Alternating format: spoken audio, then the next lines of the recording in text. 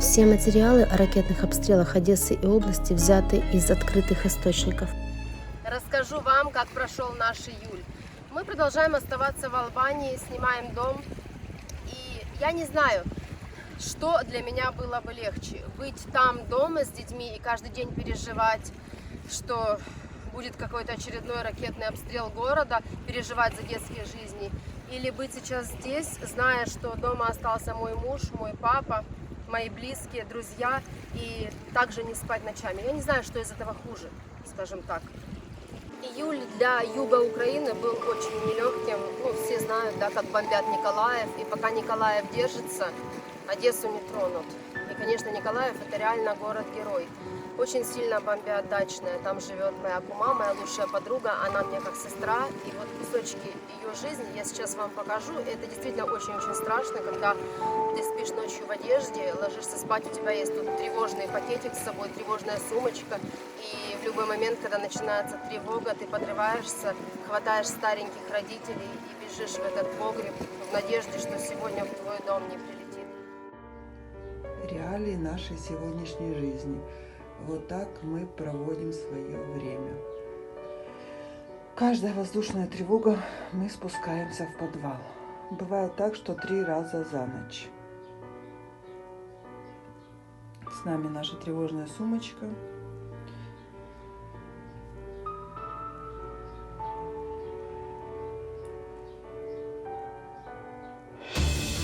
Последствия ракетного удара по Дачному. В ночь на 19 июля российские оккупанты выпустили по Одесской области 7 крылатых ракет типа «Калибр» из акватории Черного моря. 6 из них прилетели в Дачное, рядом с домом моей Светы. Освободили местных жителей от их домов. Русский мир он такой. А вот другая сторона нашей жизни. Все цветет, тепло, красиво. И мы надеемся, что скоро нам не придется спускаться в подвал. И все у нас будет хорошо. Мы верим, надеемся и ждем. Собираемся крутить помидорки. И вот пришел наш маленький помощник. Жора, ты помощник, Жора? Ракетный удар по порту Одессы, по нашему красивому порту. Прилетела поправка к договору о вывозе зерна.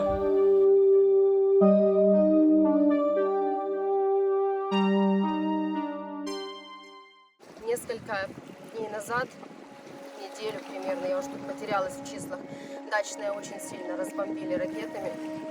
Уничтожено было куча домов местных жителей, и это было совсем рядом с домом моей Светы. У них дрожали окна, а у соседей вылетели все стекла. И они тогда всю ночь провели в подвале. Сейчас вообще этот месяц подвал – это, наверное, более частое место ее обитания, чем находиться дома.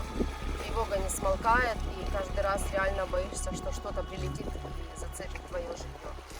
Многие спрашивают, что с моим домом, что с нашей квартирой в Одессе. Слава богу, мы живем в центре города, и с квартирой самой все в порядке. Там Гена, там папа мой, там кошка. Они остались там и будут ждать нас. Чем занимается сейчас мой муж? Он сейчас проходит обучение в специальном спасательном отряде города. И если будут сильные бомбардировки и ракетные удары, будут рушиться наши здания, не дай бог, наши жилые дома. Он тот человек, который будет помогать вытаскивать людей из завалов, помогать тушить это все и разбирать эти завалы. Это мой муж. Он сейчас в Одессе, и я не хочу это комментировать. Мне просто больно на это смотреть.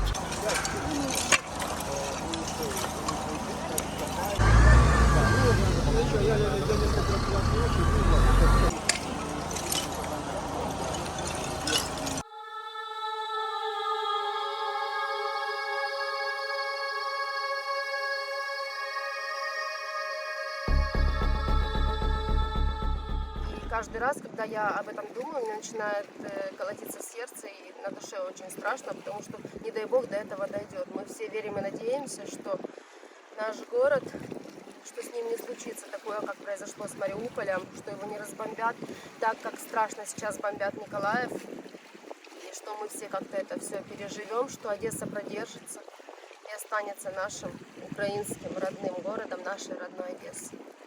Да?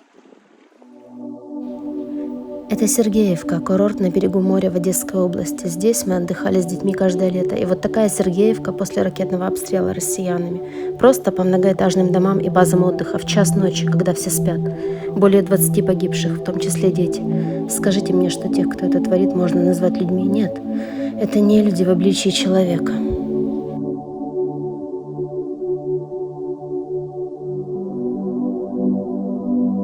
Разбор завалов.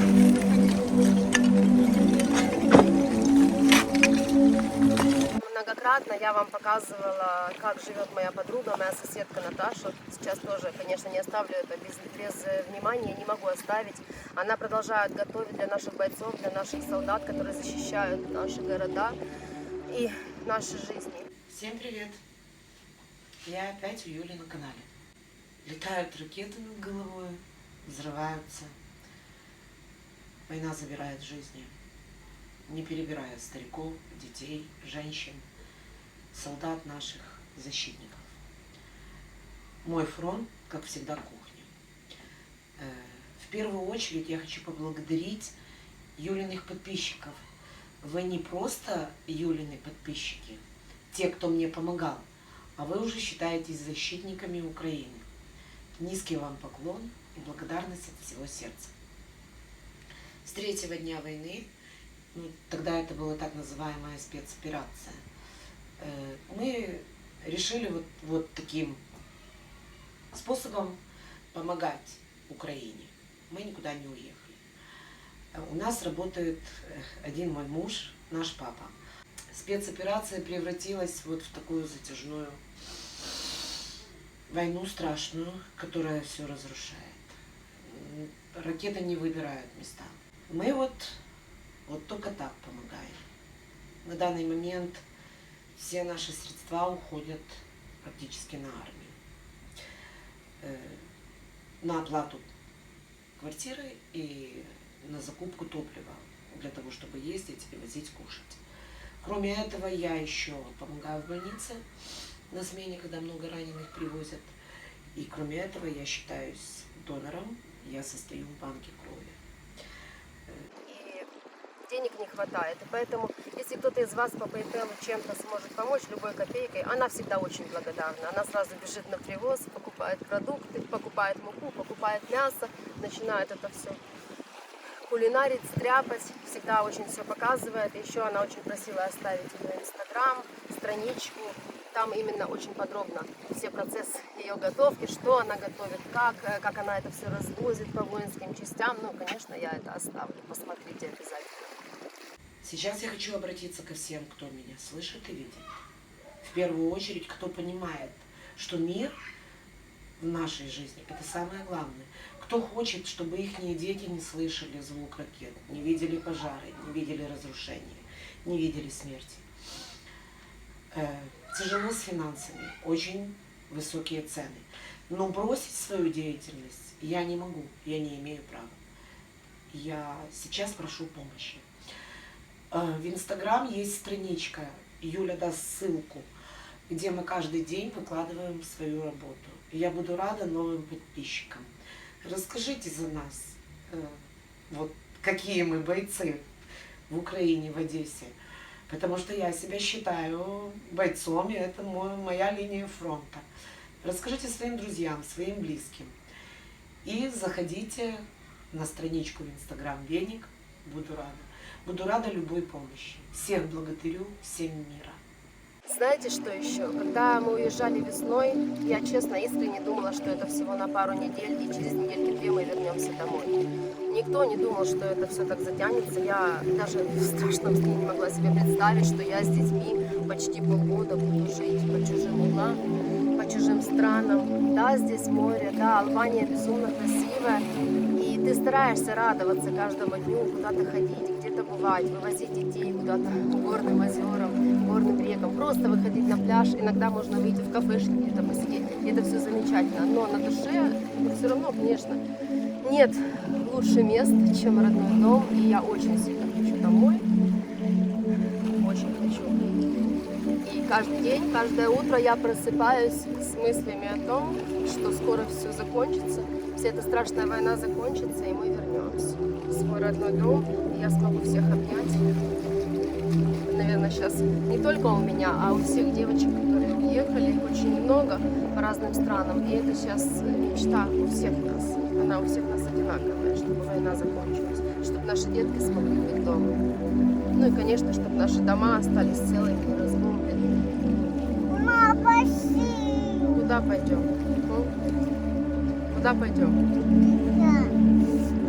Здесь каждое утро начинается с того, что ты просыпаешься, открываешь глаза и сразу в телефон прочитать новости. Как прошла ночь в городе. Каждую ночь, каждый день ракеты российские летят на Одессу, летят на область, причем массово. Сегодня вот с утра 10 ракет по затоке, по инфраструктуре затоки, по мосту этому несчастному, который уже давно разрушен, они его уже давно разбили и все равно туда продолжают лупить. По ларькам с одеждой, по магазинам, по базарчикам, по жилым домам. Куча домов сегодня пострадали, люди просто остались без жилья. Ну, это вообще, я даже не могу объяснить, как это страшно. По Одессе последнее, что вот было большое, это просто такой ракетный удар по нашему порту. Слава богу, что там обошлось без жертв, потому что было обеденное время, и люди просто ушли на обеденный перерыв. Вот. По мебельным складам, в общем, куда угодно, оно все хаотично происходит. И ты, когда начинается эта тревога, единственное, что я точно знаю, что ни в коем случае тревогу нельзя игнорировать. Нельзя. Потому что было много случаев, что те люди, которые проигнорировали тревогу и подумали, что да, авось обойдется, остаемся на месте, продолжаем заниматься своими делами. Этих людей уже нет в живых сейчас. Вот. И я благодарна Богу за то, что мои дети не слышат этого всего, что у них не нарушена психика, что они не знают, что это такое, когда ночами сирена, и когда мама тебя хватает и тащит в бомбоубежище, и они не боятся вот этих вот прилетов ракет, потому что я знаю много детей, взрослых уже довольно детей, моих знакомых, которые уже подростки, им по 14-15 лет, и которые в силу обстоятельств остались в Украине, остались в разных городах. И это дети все, конечно, морально очень сильно пострадавшие, это дети дерганные, нервные. Ну, это долго еще будет восстанавливаться. И мне кажется, какие-то последствия вот на детской психике, они вообще на всю жизнь останутся, это однозначно. Страшно. Писем много получаю в почту, ну и комментариев, что какие у вас планы, что вы думаете дальше, какие могут быть планы. Ничего не думаем, мы ждем, когда война закончится, сразу домой, но это однозначно, потому что жить я хочу только у себя дома, в своей квартире, спать и просыпаться на своем диванчике, в своей комнате и в своем родном городе. Вот. Поэтому пока мы в Албании, и планов у нас других нет. Что ты строишь? Покажи. Игрушечки у тебя? Так вот наберет полную коляску, а мама будет, скажи, да? Мама потом обнаруживает, что полная коляска у нас всякого барахла. Всех построила? А? Еще нет? А, там еще кого-то ты привезла, понятно. Ты и машинки взяла, и куколки взяла, все взяла. А куда мы сейчас с Алисой пойдем? В магазин? А что будем покупать? Сок? Пюре. И все?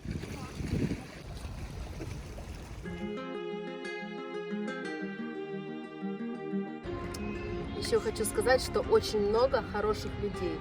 И на моем канале вас намного больше, чем людей негативных. И я всем очень благодарна за ваши слова поддержки, за ваши письма, за ваши комментарии. Я всегда все читаю, мы читаем. И по возможности я, конечно же, стараюсь вам всем отвечать. Спасибо. Что? Скажи спасибо, мы говорим, да? Тебе нема тепла, і день за два в журбі минає, коли тебе у снах нема, я прокидаючись згораю. Сейчас кто-то будет делать предложение девушке своей, а Алиса собирает лепесточки роз. Thank you. Я искренне радуюсь, смотря на то, как у кого-то все хорошо. Жизнь идет своим чередом, знаю и верю, что у нас тоже все это будет. Просто сейчас нужно немного подождать, и наступит день, когда мы все вернемся домой. Маленький портитель-вредитель.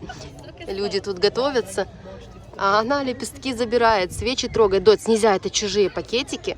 Нельзя, нельзя. Идем домой? Нет, еще нет. Еще нет? Я, залишаючись